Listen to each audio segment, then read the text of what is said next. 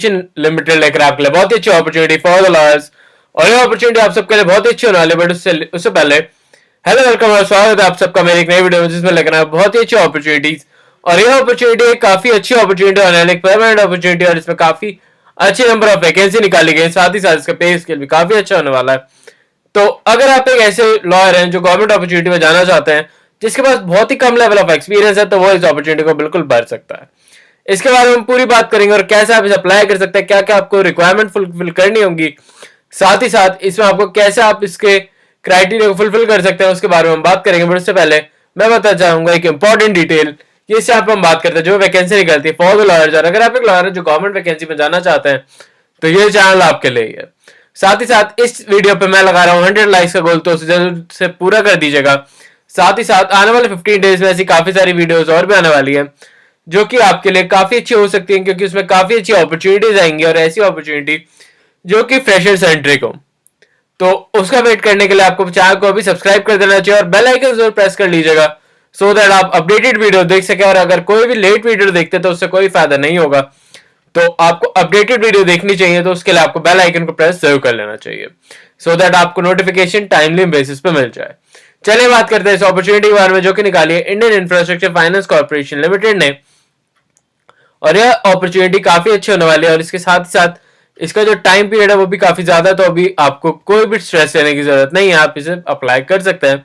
तो पहले देख लेते हैं कि इसके इंपॉर्टेंट डेट्स कौन कौन सी हैं। तो इसके ऑनलाइन एप्लीकेशन फॉर्म स्टार्ट हुए दिसंबर 7 2024 से, और इसका जो भी आपका क्लोजिंग डेट होने वाली है फॉर द रजिस्ट्रेशन, वो होने वाली है 23 दिसंबर। उससे पहले पहले आपको इस अपॉर्चुनिटी को भर देना है, तभी आप इसका एक पार्ट बन पाएंगे इस अपॉर्चुनिटी का। अगर मैं बात करूं आपके tentative date for online examination, तो वो होने वाली है आपकी जनवरी 2025 में।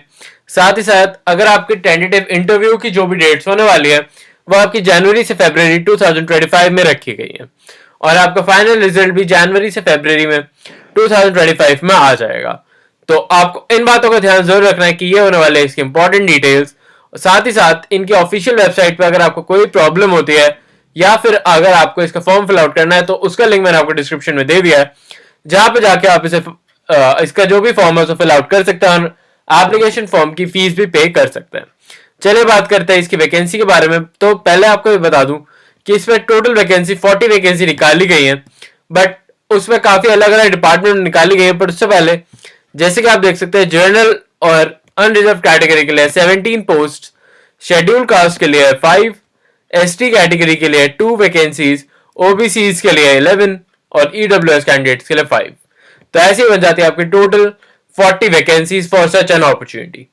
चलिए बात करते हैं इन अपॉर्चुनिटी के बारे में कि इसमें टोटल वैकेंसीज कौन कौन सी और किस किस डिपार्टमेंट में निकाली गई हैं।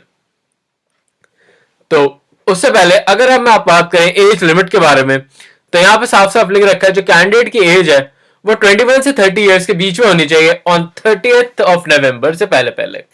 अगर आपकी एज 30 ईयर से कम है 30th नवंबर से पहले पहले, तभी आप इस अपॉर्चुनिटी का एक पार्ट बन पाएंगे। साथ ही साथ आपकी एज 21 ईयर से ज्यादा होनी चाहिए, तभी आप इसका एक पार्ट बन पाएंगे। तो ये तो बात हो गई अपर एज लिमिट और लोअर एज लिमिट की। साथ ही साथ आपको एज रिलैक्सेशन भी प्रोवाइड कराया गया है, जैसे कि एससी और एसटी कैंडिडेट्स के लिए 5 इयर्स, ओबीसी कैंडिडेट्स के लिए 3 इयर्स, पीडब्ल्यू कैंडिडेट्स के लिए 10 इयर्स, और पीडब्ल्यूडी ओबीसी कैंडिडेट्स के लिए 13 इयर्स, एसटी और एससी कैंडिडेट्स के लिए 15 इयर्स, साथ ही साथ एक्स सर्विसमैन के लिए 5 इयर्स। तो ये रिलैक्सेशन आपके लिए प्रोवाइड कराया गया फॉर सच एन अपॉर्चुनिटी। अब देख लेते हैं कि इसमें अलग अलग डिपार्टमेंट में, जैसे कि मैंने आपको बताया था, यह अपॉर्चुनिटी निकाली गई है। तो इसमें आपकी प्रोडक्ट जो भी आपका प्रोजेक्ट फाइनेंस असिस्टेंट मैनेजर की हो गई, अकाउंट्स में हो गई, और आपकी रिजर्व और इस सब सब्जेक्ट में हो गई, या फिर इंफॉर्मेशन टेक्नोलॉजी में।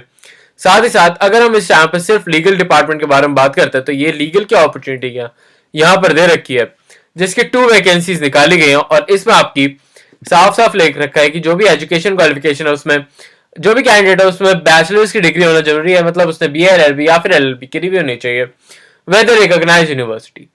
तो ऐसा नहीं है कि इसमें यहाँ पर डिजायरेबल कैंडिडेट में आपके पास एलएलएम भी लिख रखा है, बट जिन्होंने बीएलएलबी भी कर रखी है, एलएलएम नहीं भी कर रखी, वो भी इस अपॉर्चुनिटी के लिए जा सकते हैं। एक डिजायरेबल कैंडिडेट वो भी है जिसने एलएलएम कर रखी है। अगर हम मिनिमम में आपको एक्सपीरियंस की बात करें तो इसमें साफ साफ लिख रखा है कि एटलीस्ट आपके पास 1 year of post qualification experience होना जरूरी है फॉर सच एन अपॉर्चुनिटी। तो पोस्ट क्वालिफिकेशन एक्सपीरियंस का मतलब यही है कि जब आपका कॉलेज पूरा हो गया उसके बाद से आपका जो भी टेन्योर आपका एक्सपीरियंस गिना जा रहा है उसको आपको रिकॉग्नाइज किया जाएगा।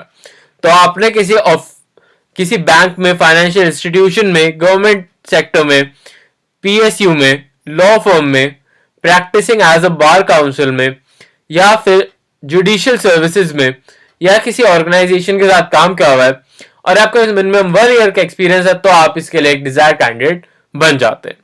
अगर हम बात करें एरिया ऑफ एक्सपीरियंस की, तो अगर आपका बैंकिंग या financial institution, public sector, PSU या फिर एक एडवोकेट के या फिर कहीं पे भी आपने एसोसिएट के तरह या किसी भी ऑफिसर के पास ऐसा काम किया हुआ है तो आप इनके लिए एक रिकॉग्नाइज कैंडिडेट बन जाते हैं। इसमें काफी अलग अलग टाइप्स के आपको एक्सपीरियंसेस मांगे गए हैं तो आप इन सब का ध्यान जरूर रखिएगा इस फॉर्म को फिल आउट करते टाइम, क्योंकि ये एक्सपीरियंसेस ही आपको काफी ज्यादा हेल्पफुल, आपको क्राइटेरिया फुलफिल करने में काफी हेल्प करते हैं।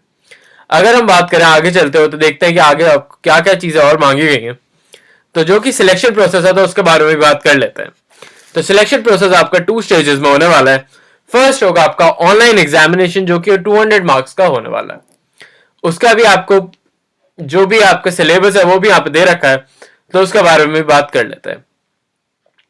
तो इसमें आपको टोटल 100 मार्क्स का आपका टेस्ट 1 होने वाला है जिसमें आपके ये सारे सब्जेक्ट्स आएंगे जो कि आपके प्रोजेक्ट फाइनेंस या फिर corporate banking, journal management, risk management, और जो भी आपके English, current affairs, quantitative aptitude या रीजनिंग से जो भी रिलेटेड क्वेश्चंस है वो आपके अलग से दे रखे हैं। तो ये आपके 2 टाइप के टेस्ट होंगे एक ही टाइम पे जो कि होंगे 60 मिनट्स के, और इनके टोटल वेटेज लिखी गई है 200 मार्क्स की। तो इसमें से आपको काफी अच्छे मार्क्स लाने होंगे सो दैट आप नेक्स्ट स्टेप के लिए जा सके जो कि होने वाला आपका इंटरव्यू। तो अगर आप इस टेस्ट को क्लियर आउट कर लेते हैं तभी आप इंटरव्यू के लिए सिलेक्ट होंगे और सिलेक्टिव कैंडिडेट्स का इंटरव्यू कंडक्ट कराया जाएगा जो कि एक फाइनल सिलेक्शन होगी। जो इंटरव्यू आपका 100 मार्क्स का रखा गया है, साथ ही साथ कैंडिडेट जो भी इंग्लिश या हिंदी में इस इंटरव्यू को दे सकता है। तो हिंदी कैंडिडेट्स के लिए भी अपॉर्चुनिटी काफी अच्छी बनके आ जाती है। अगर हम बात करें कि इसकी आपका एप्लीकेशन फॉर्म कैसे फिल आउट करना है तो एप्लीकेशन फॉर्म का लिंक मैंने डिस्क्रिप्शन में दे दिया या फिर आप इनकी ऑफिशियल वेबसाइट पर जाके भी उसको अप्लाई कर सकते हैं।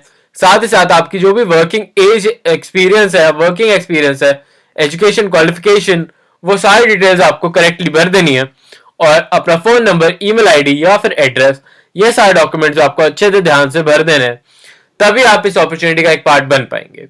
अगर हम बात करें फेज 1 की तो फेज 1 में जो भी आपके सेंटर्स होने वाले हैं उनके यहाँ पे लिस्ट दे रखी है, आप उन्हें भी चेकआउट कर सकते हैं और जो भी आपके नियरेस्ट इनका वो पड़ रहा है सेंटर, आप वहां पे जाके ये एग्जाम कंडक्ट करा सकते हैं।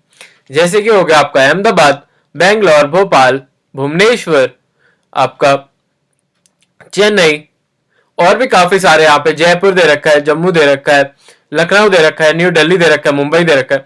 तो इनमें से अगर कहीं पे भी आपका नियरेस्ट जो भी पड़ता है सेंटर, वहां पे जाकर आप ये एग्जाम कंडक्ट कर सकते हैं और जो भी इंटरव्यू होगा वो उनके उसकी डिटेल्स वो बाद में ही देंगे।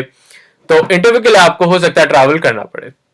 साथ ही साथ जो भी आप इसमें डॉक्यूमेंट्स भरेंगे उनको आपको काफी अच्छे से भरना होगा, उनकी लिस्ट यहाँ पे दे रखी है। साथ ही साथ वो डॉक्यूमेंट आपके सेल्फ अटेस्टेड डॉक्यूमेंट्स होने चाहिए तभी वो एक क्लैरिफाई किए जाएंगे।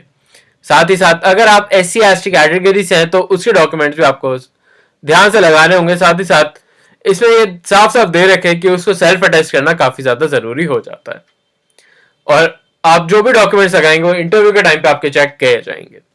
आई होप आपको ये वैकेंसी अच्छी लगी और सारे पॉइंट्स आपको क्लैरिफाई हो रहे हो, और अगर क्लैरिफाई हो रहे हैं तो आप अभी इस वीडियो को लाइक जरूर कर दीजिए। इस वीडियो पे मैं लगा रहा हूँ 100 लाइक्स का गोल। अगर हम बात करें फीस की तो SC ST कैंडिडेट्स के लिए ये फीस होने वाली है 100 रुपीज की, और जो भी OBCs, अनरिजर्व कैटेगरी या EWS कैंडिडेट्स के लिए होने वाली है 600 रुपीज की फीस। तो ये फीस आपको पे करनी होगी at the time of filling the form. तो इन बातों का ध्यान जरूर रखिएगा कि जब भी आप फॉर्म फिल आउट कर रहे हैं तो ये सारी डिटेल्स आप अच्छे से भर दें। साथ ही साथ अगर आपको ये डॉक्यूमेंट का भी लिंक चाहिए तो मुझे कमेंट जरूर बताइएगा, मैं वो आपको उसी टाइम पिन कर दूंगा ऑन कमेंट्स। आई होप आपको वीडियो अच्छी लगे चैनल लाइक और सब्सक्राइब अभी कर दीजिए। मैं आपके डेली बेसिस पे ऐसी वीडियो लेकर आता रहता हूँ क्योंकि हम करें 100 डेज चैलेंज, तो उसको सपोर्ट करते हुए अभी वीडियो को लाइक कर दीजिएगा। और आई होप आपको ऐसी वीडियोस और भी चाहिए हो तो मुझे कमेंट्स में बताइएगा, सो दैट मैं आपके लिए और भी ऐसे अच्छी वीडियोस लेकर आता रहूं। तो अभी के लिए चलता हूं, मिलता हूं आपसे फिर से एक नई वीडियो, नई अपॉर्चुनिटी और नई जॉब के साथ। तब तक आप ये सारी और वैकेंसीज और भी देख सकते हैं जो कि दिसंबर मंथ की ही हैं, जिनकी प्लेलिस्ट मैंने अलग से बना दी है। अभी के लिए चलता हूं, मिलता हूं आपसे फिर से एक नई वीडियो में।